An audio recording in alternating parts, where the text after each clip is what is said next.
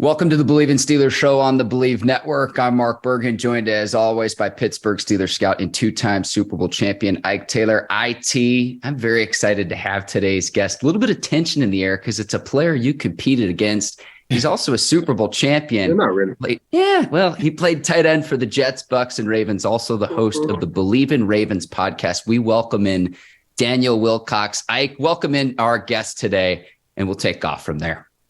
Yeah, Daniel Wilcox, man. Come on, boy. Let's go ahead on slide Daniel in, man. Tight end, played at Appalachian State from the great state of Georgia, Decatur. That is, played with a few teams. One of the teams I'm just going to mention because we played them all the time. He has them on right now, the Baltimore Ravens. We all know them kind of stories we did, all them kind of hard-fought games. Either it was the Pittsburgh Steelers or it was the Baltimore Ravens when we was playing coming out of the AFC North. And even though we really disliked each other, we know whichever one was getting in or trying to go make a run to the Super Bowl, we was going to represent. So between us and the Baltimore Ravens, Daniel know this just as better as anybody, man. It was a mutual respect that we really did dislike each other, but at the same time, when the game was over, we both felt like this is how the game should have been played. So I just feel like every time we play Baltimore, Mark and D, just correct me if I'm wrong, Daniel, the blueprint from the drafting part to the locker room to playing football, how it's played on the field was disrespectful on the field towards us. But once the game was over, we just had a lot of love and respect for each other. So, ladies and gentlemen, Daniel Wilcox, Appalachian State tight end, played with a few teams, but I'm just going to remember him as a Baltimore Ravens because that's just the love and respect I got not only for him, but just for that team. So just give a little recap on what you're doing now, Daniel, the games we played between us two, and what you got going on in the future, D. Well, right now I'm back home in Atlanta, Georgia. I am co-host to the Bleav in the Ravens podcast, but also I have my own nonprofit company. I'm still running my nonprofit business, doing camps and stuff like that as well here in Atlanta.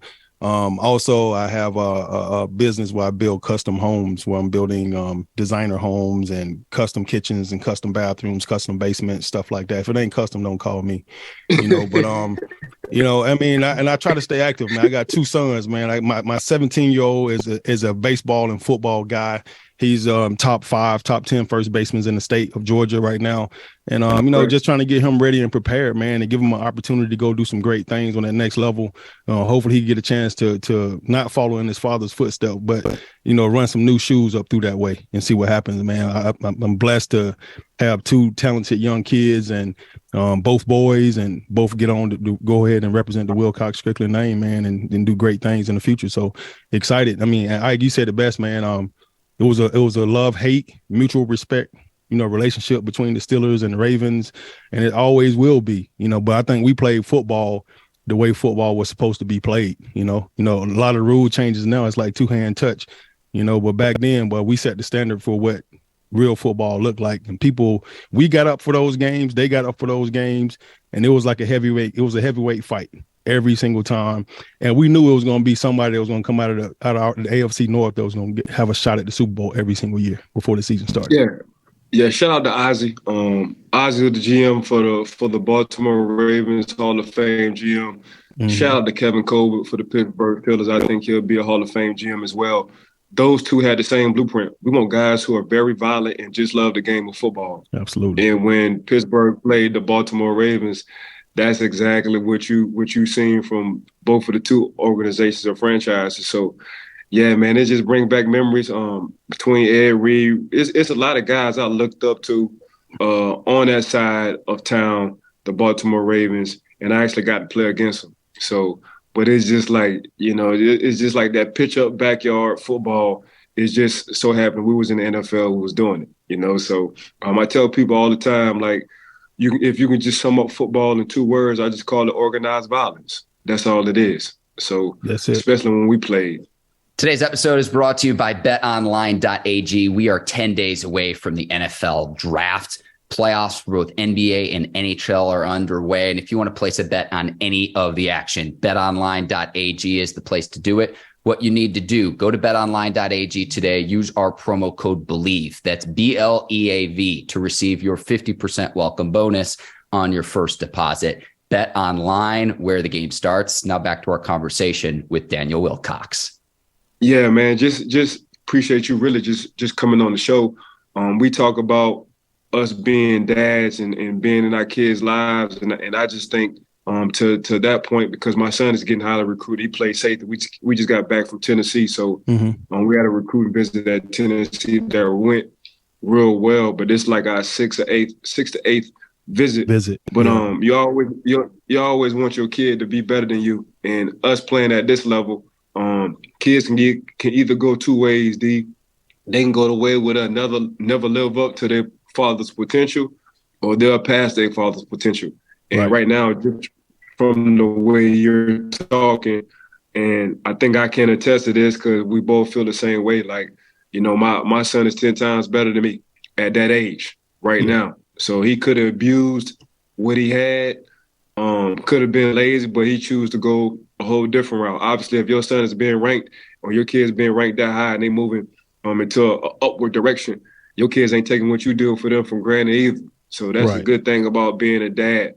Being a dad, you always want your kid to be better than you, especially at an earlier age, because they got the resources we didn't have at the time, and they're not taking advantage of it. So round of applause not only to you and your significant other or your other one. Yeah, but just listening to you talk, man, they say it all the time, teamwork made the dream work. And even though me and my son, is not together anymore, we feel like we're just great co-parents. So teamwork do make the dream work, especially when you're dealing with a kid. So just congratulations to that whole household, D. And that's really what I wanted to say, because just listening to you talk about your kids, man, it either go two ways. It's a lot of pressure on our kids that they don't even know, but just off of our success, that just come with the territory. So, my co-host Mark, man, I really can't speak for him. I just say a few words for him. I think he's in a transition of finding somebody he really loves. Hopefully, he'll jump that broom. Coming down the tube. Mark solo right now. He's solo right now, Mark. No, not really. He's in a serious relationship, but I just got a feeling. I got a gut feeling. D. Congratulations, Mark. She's Take your time. She's the one. Correct me if I'm wrong. Mark. Tell him to take his time, Mike. Carolina is the best. It's funny, Daniel. You mentioned the custom. If it's not custom, don't do it. I actually just closed and bought a home, so it's just like you're saying all of this. And it's amazing to me because I hear about thank you. I hear about the next generation, and Ike and I talk all the time about the similarities between the Steelers and the Ravens, between the two franchises. One thing I wanted to ask you, Ike played for both Bill Cowher and Mike Tomlin. You played for both Brian Billick and for John Harbaugh. What I wanted to ask you is what the differences were playing for two coaches that were at the helm of elite level franchises. Man, it's crazy that you asked that. And, I had Mike too down in Tampa before he came to Pittsburgh. So I had Tomlin too as well, but that's my dog, but when we came in, when I got to Baltimore, I had just left NFL Europe. And I had one of those Bear Bryant coaches over there, Pete Hartnett, and he was in that whole Bear, pass every single day, 10 weeks straight, 10 games. Every day we got full pass on, never put the shorts on. We had to rebel just to get them to put shorts on at the end of the season. It's crazy. Then I got to Baltimore, and then Brian Billick, you can tell instantly that he was a former player. He really took care of our bodies, really understood like how beat up we are after game days. And, of course, everybody get victory Monday. If you win, you get Monday off, but if you don't, then you got to come in, lift, run, watch film, do whatever you got to do. And then you get that Tuesday off. And I spent my whole Tuesdays in the communities doing things in the community. And then the rest of the week, you would see this strategic, all right, let's dial back, get ready, because we got to play this big game coming up this week. And Billy just did a great job of taking care of us. And it was the same thing in training camp, so you'll have we'll have 2 days in training camp, and then he would give the older guys that second practice off, and it'd just be a special teams practice, the whole thing. He'd do stuff like that. But then when Harbaugh came in, for some reason, he felt like he needed to toughen us up. It's like we like the toughest team in the league besides the Steelers. Like it ain't nobody tougher than the Ravens and Steelers in the whole league. So he had this mindset for some reason that he needed to toughen us up. And he came in, he just went hard. He was going to he want to make sure that it wasn't, we weren't going to take care of your bodies early on. So I had a little bit of a warped experience with him because I got him in his very first year. And Ike knows this as well as I do. And any player do, once you retire, you don't get it when you're playing. But when you retire, when you look at it, it's always harder to come in. It's always easier. It's always smarter. Let me say smarter. It's always smarter to come in like a hard ass and then lighten up versus to come in really, really nice and then try to be a hard ass later because we're going to look at you like you're crazy. You know what I'm saying? Like, you got me. You know what I'm saying? Like, so he came in and tried to, he changed up as time went on, but I got the hard ass Harbaugh, so he came in and I felt like I was going right back to my rookie year. And by the time he came in, I think I was 30, 31 already, going to year 8, year 9. And I wasn't feeling, the Dr. Jekyll, Mr. Hyde type thing that was going on where he came in, he was really, really tough. And then he'd say something really slick to you. And the next day he'd be asking you about how your family doing and how your kids doing, like he really cared. And it was such a weird transition for me. So I wasn't feeling that at first. I thought he was a great guy. And then I was like, is he a great guy? Then I'm like, man, yeah, he is a good guy. Is he a great, you kind of going back and forth with him. So it was really hard for me to adjust. And I felt like I was going back from being a savvy vet to going all the way back to my rookie year when Harbaugh came in, because that's how he was on that John Gruden type mess where it was almost like he came in like playing Madden almost. It was like, all right, we got these guys. I could just press the X button, make them spin and make them run harder, press, what I'm saying? Like press the buttons. It really seemed like he got it rocks off just having us beat each other up in practice every day. And none of us was feeling it. We weren't feeling it. And then I remember he came in, he wanted to lift harder. He wanted to lift heavy during the season, and Ike know better. You can't lift heavy during the season. You beat your arms and shoulders and neck up and back up. You try to lift heavy, you're going to probably hurt yourself. So you have to maintain throughout the season and you have to maintain what you've gained in the off season through the season. You have to lift, but you can't lift the same way you lift in the off season during the actual season yourself. And we had a bunch of injuries because of it, and I wasn't really trusting the field, the vibe. I tore my bicep tendon and my labrum up in the weight room that last year, and I partially tore both of them. And then didn't know why I did it. I didn't know if it came from the weight room or it didn't come from the field. But the more I look back on it, I know it came from the weight room, because it didn't start until I got into there, benching and lifting heavy, and I'm throwing 265, 275 up, through the season, and I'm like, man, something ain't right with my shoulder. I played the whole shoulder with they told me I had a pinched nerve, and I ended up had a torn labrum in the bicep.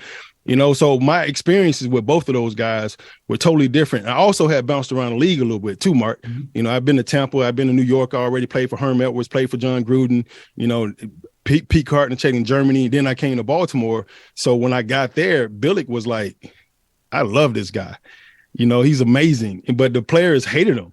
They felt like he was arrogant. He was an asshole. He was a prick. He wouldn't speak to him in the morning sometimes, just walk by him. And that bothered them.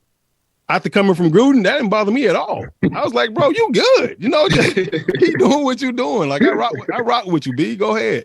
Handle your business, man. But, I mean, it was night and day for me. At the same time, we got probably the dopest defense in the entire league. We number 1, number 2 every year. It's going to be us in Pittsburgh every single year. Number 1, number 2 in the league for 5 years while I was in Baltimore. And so if anything, you should have just set aside a practice for offense and be like, y'all need to get y'all together. We're going to practice offense hard every week and make us, get up to par, but I came through those Kyle Bowler years. And it was tough, man. They had Roethlisberger the entire time, and Kyle and Roethlisberger just didn't add up. Then we finally got Steve McNair that second and last year for me. And that first year we was unstoppable. Couldn't nobody touch us. And then Steve got hurt that second year. And then all of a sudden we kind of right back on the back pedal phase. And we got Flacco that next year and had a chance to make a run. And then we lost to Ike them in the AFC Championship, my last game. Yeah, I think we played y'all 3 times that year. I think, yes, right? Absolutely. Yeah.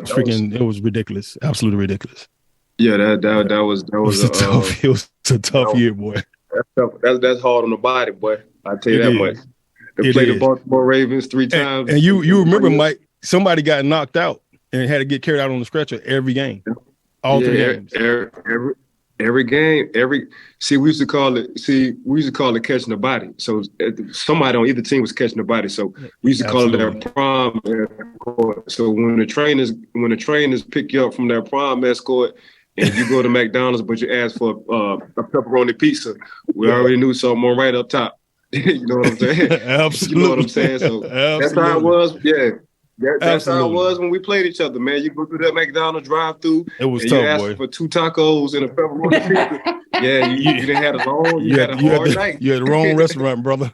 Yeah, hey, Mark, restaurant. I'm telling you, like it was so bad that it was almost guaranteed somebody gonna get carried off the field the very first play of the game, the opening kickoff. That's how bad it was. Oh yeah. So well, if you got that prom escort, so I'm sure. I know the hit that RC had at the end of the game where it was just like you weren't sure if either guy was going to get up, but I did not realize my memory has failed me in the sense that in the other 2 games, there were also people getting carted off the field. There were also players getting carted off. Because it was the first play of the game on kickoff, return, kickoff, the first play of the game, every single time. So the very first play of the game, somebody had to come get them. Come get them. You had to do this right here to the sideline. Come get them. Yeah, it was. I'm telling you, man, them prom escorts. That's what we called it on our side. Them prom escorts. When you was getting escorted off the field by the trainer, and your helmet was sideways, and after the game, we going to Ruth Chris or whatever, and you ordering a Big Mac. We said, dog, you need to go home and go to sleep, bro, because you at the wrong restaurant. Bro, hey, I never liked rock and roll music inside until we played the Steelers. Oh, because they used to play that song, let the bodies hit the floor, let the bodies hit the floor. And you just go crazy. Go crazy the whole thing. Amazing. Keeping it into 2023, Daniel, what I wanted to ask you, the Ravens introduced OBJ last week. You now have a trio of OBJ, Rashad Bateman, a cold weather receiver Ike and I really liked out of Minnesota when he was coming out of the draft. And then Mark Andrews. You've got a great trio. The petty Steelers fan in me says, hey, congratulations, Tyler Huntley. What do you make of the news? The Ravens signing OBJ. Yeah, you been petty. Yeah. Petty Mark. And I don't even blame you, man. Like this thing has been such a clown foolery type thing this entire offseason. Everybody's over it. Everybody's tired of it. And it makes you want to say that because as soon as they low tendered Lamar, I instantly said, that's it. He's not coming back. There's no way he's going to come back and play underneath the low tender contract. And I don't even blame him. I set out if I was him, I would have set the whole thing out. But I once they signed OBJ, don't forget they got Aguilar too. They went and got him from the Patriots. But you got Aguilar now, OBJ, and you got Bateman, and then you still got a couple of other guys like Duvernay that made big plays for him and too, man. But as soon as they signed OBJ, I was like, maybe there's hope because there's no way OBJ, a veteran receiver, would take a job like the Baltimore Ravens, not knowing who their quarterback is going to be. And he got his 15. He was looking for 15. I said that too. I said that too. Now look, that's the only other reason. That's the only other reason I said maybe it was just about the money for OBJ. He gonna get that 15 mil. When nobody else gonna give it to him. The man done been hurt 2 years in a row. Didn't even play last year at all. Now he's coming back, which I highly recommended for him to do, to take last year's season off after that second knee injury to try to really rehab the right way. They always rush us back and we come back not as healthy as we should be and end up getting re-injured. And that's probably why he got hurt last time anyway. But I think Tim taking the last year off was huge for him and being able to rehab this entire time and build up the muscles. But I said the exact same thing. There's only 2 reasons this man would take this contract with the Baltimore Ravens is because he finna hit for 15 mil, which is only 7 mil after taxes. We both know that, right? He gonna get 7 mil after, he gonna get 7 mil cash in his bank account.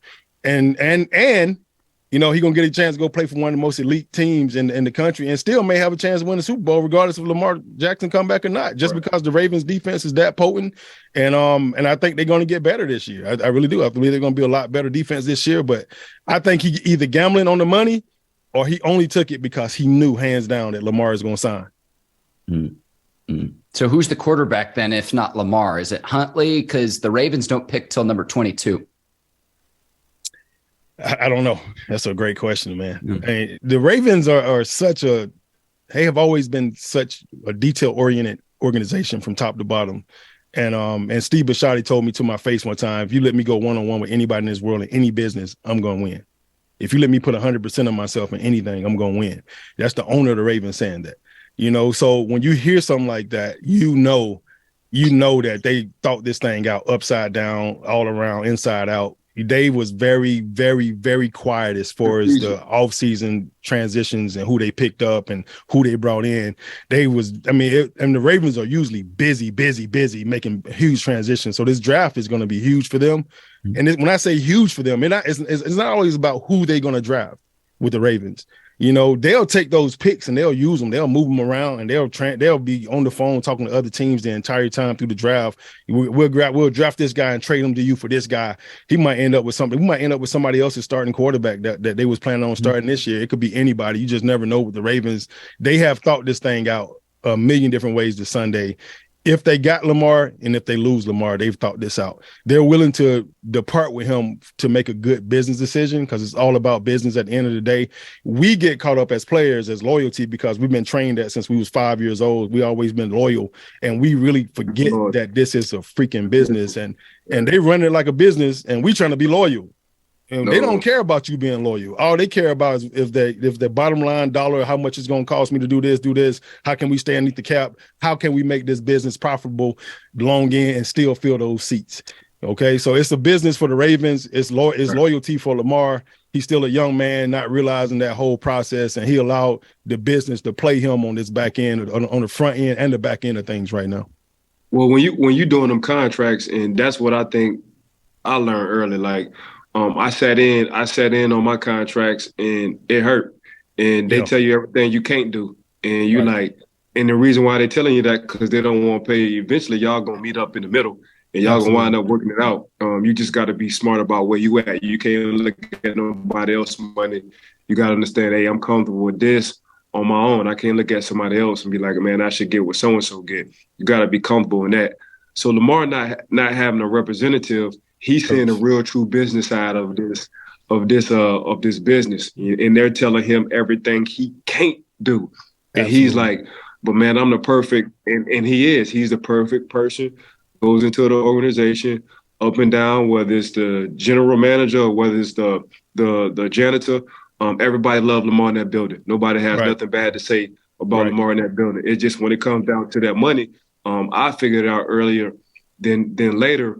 When they talking that business, you can't take it personal, and even though it do hurt, it hurts bad. I think you said it best, D. There's loyalty with us, but it's business. When you come down to the owners and the GMs, that's just the way the game goes. So Lamar not having that representation, he's getting the dark side. He's getting the Joker side of a lot of these of how these owners and GMs think. You know, when you have a agent. They can mask, they can finesse, they would know how to tell you, hey, we're a couple of million off right here. This is what they saying, but let's wait it out. But when you representing yourself, you get the straight Joker side from these billionaires, and they've been billionaires for a reason. It's a reason why they're billionaires. So Lamar, in my mind, I think he did everything on and off the field for a franchise player.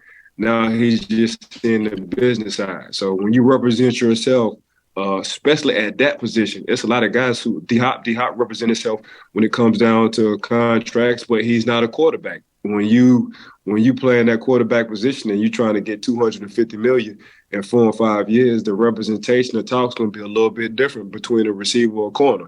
You feel me? So that's just my personal opinion about Lamar. I think Lamar did everything he needed to do on and off the field. Right. I think the team love him, the front office love him.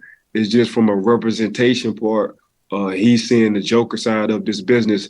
And I would say he would have to get out his feelings, but that's hard for me to say for him. It was easy for me to do because I did understand that business side. But the faster you can understand, okay, man, this is a business. Let me go on put my business suit on, so say, and work things out. But him not getting that max franchise deal, man, I think that played with his mind a lot because Lamar felt like he did everything he needed to do. In this business, it's not what have you done for me lately. It's what can you do for me from this point on. You know, even though Lamar do have a league MVP. His resume looked real nice. The young man resume. I'm talking about wins and losses, everything, percentage throws. The man, what he's asking for, he deserved. But they feel a certain way.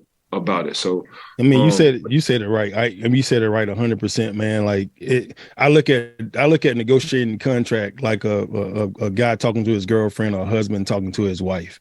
You know, the wife is going to tell you all the things that you're not doing right, and you're trying to tell her all the things that you're doing right. You know, so it's like, look, these are the things that I'm doing right. Like, I deserve to be treated a certain way as the man. And the wife can be like, yeah, but I want this, because women need a million different things from you. So the team is the woman in this whole situation. They need a million things from you. And they preach consistency, right?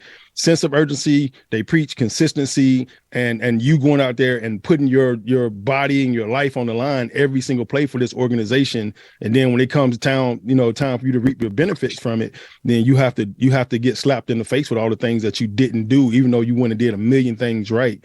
You know, you still didn't wash the dishes after I cooked every single time. You know, and so now I'm in trouble. Now, all right, so I get punished because I didn't wash the dishes every time. Okay, cool. I didn't take the trash out enough. Okay, cool. And that's kind of what it is. He got to get hit in the face with anything that they can pull from that he wasn't able to do. You only won one playoff game. You know, you've been hurt 2 years in a row, even though it was a high ankle sprain and a knee sprain. Come on, it wasn't like a real injury. You know, so it's like now you're injury prone. Now I get labeled injury prone, and I didn't even do anything. I didn't do anything really to get hurt. In the pocket. Yeah, and mind you, the first year. My thing is with these quarterbacks, how they talk about us quarterbacks is I didn't get injured scrambling. I got injured sitting in the pocket. Absolutely. And I got and my whole offensive line was hurt, and my running backs was all out too that year. So I'm working on damn near my fourth running back. You're six. You're six running back. All right, my sixth running back. Yeah. Me, I'm talking about me, you, Daniel, and Mark outside playing receiver. Okay. I'll take the slot, Ike. Right. And this how y'all gonna talk to me in the offseason? Yeah. Okay, man. I feel very disrespected because when you look at it, if you look at a Daniels who's sitting up there with the Giants, Coach Brian revamped his career. If you looked at what they did with what's my guy from Buffalo? I'm drawing a blank quarterback. Josh Allen. Josh Allen, what they did, put pieces around him because we was on our way to say, we was kind of confused about him. Then when you go to Justin Herbert, you see what he got. He got a hell of a mix when it comes down to a receiver and a running back when it comes down to right. So when Patrick Mahomes, so that's all Lamar was saying. Everybody was like, bro, can y'all please give me something to work with? Because I'm looking at these other quarterbacks, and they was on their way to being, we don't know, to the organization and the team's been like, you know what, let's put some pieces around our quarterback and let's see what he can do. If they can do that for Lamar, if they would have been done that for Lamar, let's put some studs. All right, we got a stud tight end. Let's get a stud receiver or two. And we can't help that we was working on our fourth running back because the fourth running back, man, that's saying a lot about Lamar. So, I mean, I'm just looking at these organizations and pieces they put around these quarterbacks, man, to make them succeed. And for me, just my personal opinion, I'm like, Baltimore, what y'all been waiting on? Because now y'all 2 or 3 years behind. I mean, y'all letting I'm drawing another blank. Cincinnati, Joe Burrow. You saw what they did. So as soon as Joe Burrow stepped in the building, they said, boy, we about to get some pieces around you. That's exactly what we about to do. And that's all I think Lamar been saying. Lamar, like, man, if y'all give me some Joe Burrow, some Josh Allen, some Justin Herbert kind of pieces, ain't no telling how many Super Bowls we probably would have been to, let alone win. Right. Ike, let me piggyback off that. I gotta go. Ike, I will piggyback off that and close this out. To piggyback off your point too, Lamar Jackson. Thanks for coming on, D, bro.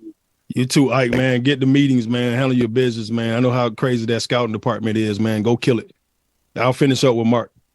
I appreciate you. Appreciate you, Mark. Appreciate you. Oh, matter of fact, I got to appreciate BetOnline.ag for always showing us love and sponsoring our show. Got to appreciate Brinks TV, Miss Courtney and her crew.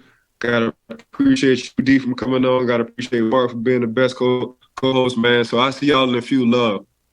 All right, big guy. Love you, Ike. And to piggyback off Ike's point as well, when you're going to pay Lamar between $40 and $50 million per season, and you're talking about, okay, he's missed 10 regular season games in the last 2 seasons. He's 26. and you consider running backs are ancient at, say, 30 years old, that's only proving the point. It's amazing listening to both you and Ike speak about this, Daniel, about understanding both it from the player side, but then from the business negotiation side of how the owners and the GM see this negotiation as well. Yeah, you know what, Mark, like Ike, I did an internship with the Ravens in the player personnel department. So I was a scout for almost a full year with the Ravens. And they offered me a position to stay there. Eric DeCosta offered me a position, and I decided I was going to be a scout. Then COVID hit, it kind of messed up the whole thing for me, right? And I had never seen how they look at us, up top in that room. And I think one of the things that's you have to rate players.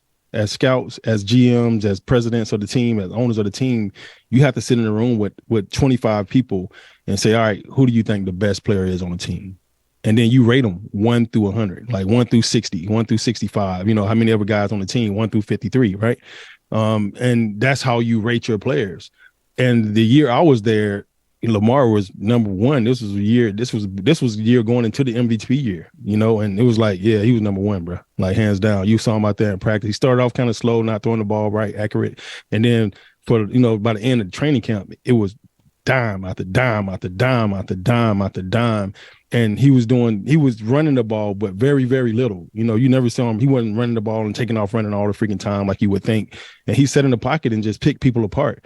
And I remember that year that we went up to Philly that year to practice with Philly that game, Philly for a whole week of practice. And then Jacksonville came to us to practice with us for a whole week. And you would hear them talking because he had just came out of the draft. People were still talking about your quarterback's a running back. You could hear the other players from the other teams saying stupid stuff like that. But by the end of that week, they were quiet because he had them drop dimes on them left and right. They didn't want to see that. And by the end of the week, they were talking about how dope he was and how good he was, how great of a player he was. The Ravens ranked him that year. He was the number 1, number 2 player on the whole team. So you're talking about for the last 5 years, he's been like literally the number 1 player on your team, and you've ran your entire offense around him, regardless of who you brought in. You've ran everything through him and facilitated everything. I mean, he was a leading rusher almost. Almost every season, and he broke records every single year. So it's like, I didn't understand how you allow the MVP of the entire league, even on the top 100, NFL top 100, all the players rated him number 1 in the entire league, not just your team, but the entire league. All 32 teams voted Lamar as number 1 player in the NFL that year, top 100 after the MVP year. So it's like, how do you allow him to go 5 years and he only make 25 mil or 30 mil when other court QBs that came in with him has made 80 or 90 mil? Like, how do you allow that to happen? And the way you allow that to happen is he don't have an agent. He don't have an agent. Nobody sat down and said, hey, man, we need to sit out this year if they don't pay us more right now, and we need to sit out and get your money. He should have got this 133, 3 years ago. Since he didn't get it, he's sitting like 60, 70 million less than almost all the other quarterbacks that came out with him. And he's arguably the best one out of all those guys. Yeah. So I think the issue is that he's trying to get that money back that he did not get because he said, hey, man, I'm just going to play out my rookie deal. I'm going to continue to show you guys and prove you guys how valuable I am to the team. And every time he gets hurt, he leaves the team and he leaves them like 8-1, 8-2, and then they lose 7 games straight without him. So it's like he's showing you his value, but you're going to use him being hurt by default now. He's hurt because he don't have his starting left tackle. He don't have his starting right tackle that he had. One of his best friends was Orlando Brown. He ended up leaving and go to Kansas City. They paid him instead of you paying him. You pay Ronnie Stanley all this money, then he get hurt and he don't even play for you for 2 years. You're starting left tackle. So now he's playing with all these backup guys. And then the first year he got hurt, man, they literally had guys. They had the 3rd and 4th string offensive linemen out there playing guys they picked up off the street, and they rotating guys in different positions that they never played before just to try to get through the season. And he got hurt running for his life. So to me, there's a certain amount of money that you have to give him for back pay. You got to give him some back pay because he only made 25 mil or 30 mil at the last 5 seasons, which you got to keep in mind. At 25 for 5, that's 5 mil a year. That's 2.5 a year that he sees in his pocket. And he's in the higher range of celebrity status when it comes to the NFL. Oh, he can't easily. Yeah, he can't go nowhere without security. He can't run up in the building with that chain on that he wears and not think somebody's going to try to snatch it. He can't stay anywhere. He can't just go stay anywhere. He can't just stay in a regular gated community. He got to stay in like an upper echelon of gated communities because of the fact of who he is, period. So all that stuff costs money. So with 2.5 a year, the kid is probably struggling financially. I'm sure. I mean, he missed out on all his endorsement deals because he don't have an agent. He's probably taking minimal of that. Well, I see other quarterbacks in the league that have gotten big contract extensions, and it's like Lamar's better than every single one of them. And I'll name names, Daniel. I know you might. I'll name him. Kyler Murray. Okay, he got his big deal last year. Deshaun Watson, and I'm not even talking about the player, but everything off the field too. And he got that $250 million guaranteed. Dak Prescott too, and I know they front loaded Dak Prescott's deal, which is what I think they should do with Lamar. But like, I get it. And so it's like, okay, if they're making, say the bar is 40 minimum, he's better than every single one of those guys I just named, point blank, period. It's just the truth. It's just the truth. You also bring up a great point too, and maybe this is my perspective from afar, but how do other teams evaluate the moves that you're making and the players that you're bringing in, whether it's contract negotiation or whether it's the draft? And Ike and I a year ago are going through, recapping the draft, and we look at, who do the Ravens get at the safety position? Kyle Hamilton out of Notre Dame. And we're like, we hate to admit it, but that's a great pick. If the Ravens lose Lamar, it's not that Pittsburgh hasn't had success against him. They actually game plan better than a lot of other teams do against Lamar. But it's exactly what you said, Daniel, is look at what the Ravens record is with Lamar playing in games versus not. And that's where I go to, the lack of playoff success. I could point to a ton of other quarterbacks that have not had playoff success. Lamar's still just 26. So his scrambling ability might not be at a level that it's at now for the duration of his career, but he might figure out some other parts of the quarterbacking position. How it's gotten to this point, I question, are quarterbacks going to be valued the same way they were a year ago? And if not, I really think there's a real power dynamic. What happened was, and we look across the division, what happened with Deshaun Watson. And I'm not talking about the off the field stuff, but I'm talking about the guaranteed contract that the Browns awarded Watson.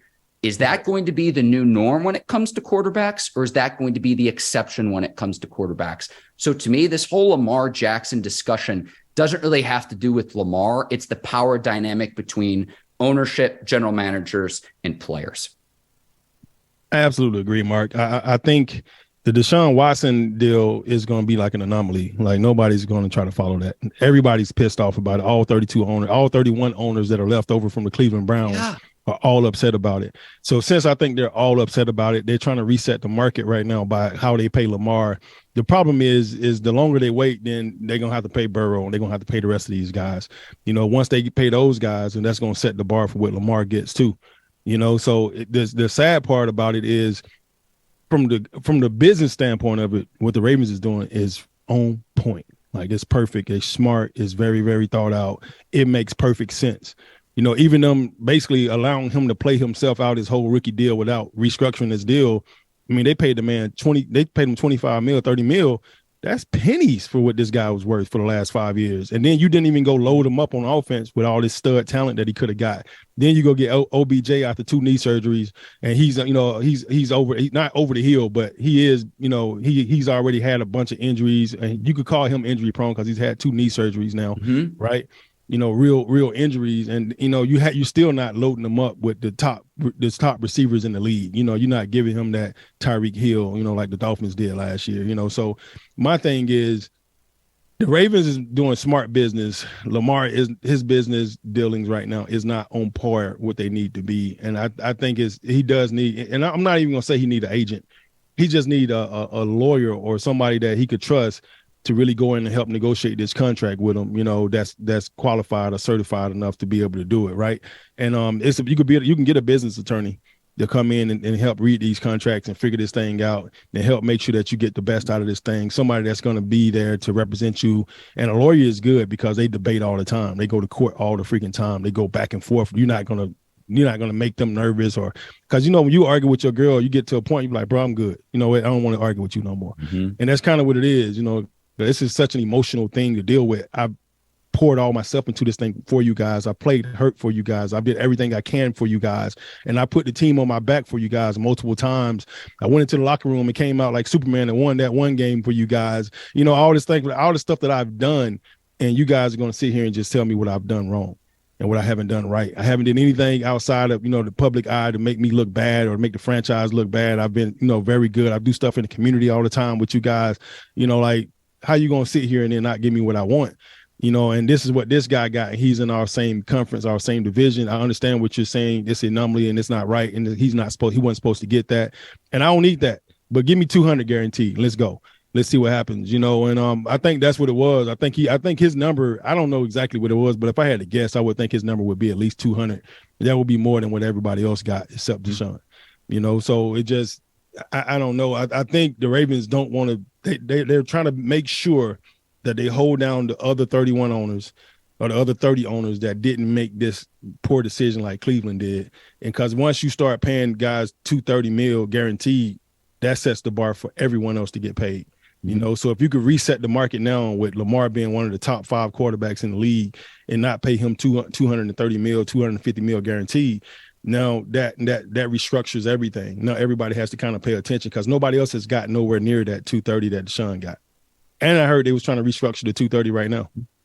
Daniel, this is just my opinion as well. I think Lamar saved John Harbaugh's job back when he was a rookie as well. He did. Harbaugh would have been out of there. Everybody was talking about it. And it was no doubt in my mind he was getting fired after that season. But Lamar came in and I remember I was there. I mean, Harbaugh was talking about this new revolution style offense that we were going to bring in. Nobody's going to be prepared for it. And he was absolutely right. It took the league by storm. They came in and they killed people that first year. That's how Lamar got the MVP. The problem was they never made adjustments. When everybody else made adjustments that next year to stop that mess, the Ravens never made adjustments. The OC never made adjustments. So since he never made adjustments, and then you keep him for another 2 years after that, so 3 years of no adjustments, everybody knows what you're doing. Lamar went on camera that next year like, man, they're calling out the plays before we even run them. As soon as we line up, they know exactly what we're running. Like, that's a problem. And he was frustrated. He was really frustrated next season. That next season, I remember him being on air telling the whole world, like, they know the plays before we call them. We need to change some stuff. Like, it's not going. He basically called out his OC on national television, which was a no-no, right? Well, you've got a new OC headed into this season, though, too, now. Yeah, but you go get a guy out of college. I don't know how happy he is about that. You go get a college guy to come in that hasn't been proven in the NFL. I mean, to me, it's experimental. It may turn out great for the Ravens. The offense that he run may be spectacular and it may be a phenomenal thing, but to me, it's all experimental. You don't know what he's going to do, versus somebody like an Andy Reid or stuff like that. What they're going to give you. That offense is about to be dynamic. You're taking a shot, like a shot in the wind by pulling the guy up from college and saying, all right, this is our new OC. And you just did the same thing last year with the defense. Don't get it twisted. Now, Mike McDonald left the Ravens linebackers staff and then went over to Michigan, had one great year at Michigan and came right back. And now he's the DC, and we sucked on defense the first 6-7 games of the season. And there was so many miscommunications. We lost to the Dolphins. We lost 2 or 3 teams, and it was all defense. It wasn't Lamar's fault. It was defense. Lamar put him in. He scored enough points. And the defense just didn't play the way they normally plays, and it cost us in the long run. Daniel Wilcox, I have like another half dozen to a dozen questions. Let's go. I do want to ask you, but let's go, Mark. Listen, man, I would keep you here till sundown. Is there anything that I haven't been smart enough to ask you that you would like to get across between now and the start of the regular season? We are now 10 days away from the draft as well. Anything else that our listeners and viewers should know? Off the top of my head, Mark, I can't really think of anything. I just know that the Ravens have some really tough decisions to make. I think they're stacked on the defensive side of the ball. I think they could have moved around a couple of pieces over there that they didn't. They didn't move around. I think losing Calais Campbell leadership was huge for us. There's going to be some stuff that's going to be replaced, I'm sure, in the middle of the field that'll kind of take up for his absence. A lot of times when you lose somebody that's such a permanent figure like a Ray Lewis or Ed Reed, you have to go get 2 guys to kind of compensate for that one guy. And that's what the Ravens are good at doing. They found a way to get a guy that'll play second and third down, first and second down, and somebody else that'll play third and fourth, and they'll figure it out. They'll get that production the way they need to get it, and it's going to be interesting to kind of see what happens these next 2 or 3 weeks when the draft comes about the quarterback situation in Baltimore. I kind of figured this thing was going to wait till after the draft before it all unveiled. Because once the draft comes in, you'll kind of pick up all the pieces and stuff that you really, really, truly need. And then you'll be able to maneuver some things around and move some things around and make some deals with some guys. And the Ravens are nonstop. They're always bringing guys in to train them, to work them out, to see where they at, to see how their body look, to see how they feel, to put them through physicals. They do this stuff year round, every single week, all throughout the season, all throughout the off season. They're constantly flying guys in to see where they stand. They was injured last year, or they got banged up last year, or they didn't play as well last year. They'll bring them in to see just where they stand, and they'll have a whole pot of guys just waiting to pick up the phone and call when somebody else goes down. So it'll be interesting to see how the thing plays out through training camp. And Harbaugh he's not a slouch as a coach. You know, him coming in as a special teams guy, that means you got to do all the little things right. So he's big on that, doing all the little things right. He'll be fundamentally sound. He'll have his coaching staff fundamentally ready to go. And he don't have any problem calling guys out. I think that's probably one of his best attributes as a coach. I think he'll call out the guys that didn't do well coaching last year, because I felt like a lot of this stuff was coaching related, the losses that we had last season. So I felt like he'll call those guys out. He'll make sure those guys on their P's and Q's and put their best foot forward, and they'll go into training camp really, really well. By the first week of the season, they'll play extremely great with whoever they decide to bring in on this staff. That is Daniel Wilcox, and you can check him out on the Bleav in Ravens podcast. And Daniel, we will need to do this again because, like I said, I would keep you here till sundown with all of the questions that I have. Tremendous insight. Go ahead and plug your show on how our viewers and listeners can tune in and listen. And if you want to plug anything else, the floor is yours. Okay. Well, one of my teammates, Thomas Jones, he played running back with me down in Tampa, Florida. He's retired as well right now. He's into acting. He was in a bunch of stuff already, being Mary Jane with Gabrielle Union. Mm-hmm. He's also did the Straight Outta Compton movie with Ice Cube and all those guys. But he's done a ton of stuff since he's retired. And he started a TV show called Life After. It's on Amazon. So if you're on Amazon, if you got Amazon Prime out there, check out Life After. It's Thomas Jones, the producer of the show. And he's on episode number 1. I'm on episode number 7. It's a bunch of guys on there, a bunch of NFL guys that you wouldn't even believe. The Marcus Ware's guys, guys like that. There's guys that's on this show that's just kind of showing you what they're doing now, life after football. I also made my appearance on there on episode 7. Please take a chance and support them and watch the show and see where it goes. Also, I'm on the Bleav Network. Me and Bo Smoker, a reporter up in Baltimore. We have the Bleav in the Ravens podcast. You can check us out on any podcast platform. We're on all of them, so even YouTube. So if you get a chance, check us out, Bleav in the Ravens podcast. And that's it, man. I appreciate you having me on, guys. I mean, it was great seeing Ike. I hadn't seen Ike in a long time. And, you guys are doing a phenomenal job. And just keep it up. Keep up the great work, Mark. For Ike Taylor and our guest today, Daniel Wilcox, I'm Mark Bergin. Thank you for watching the Bleav in Steelers show. We'll see you next time. Until then, take care and so long, everybody.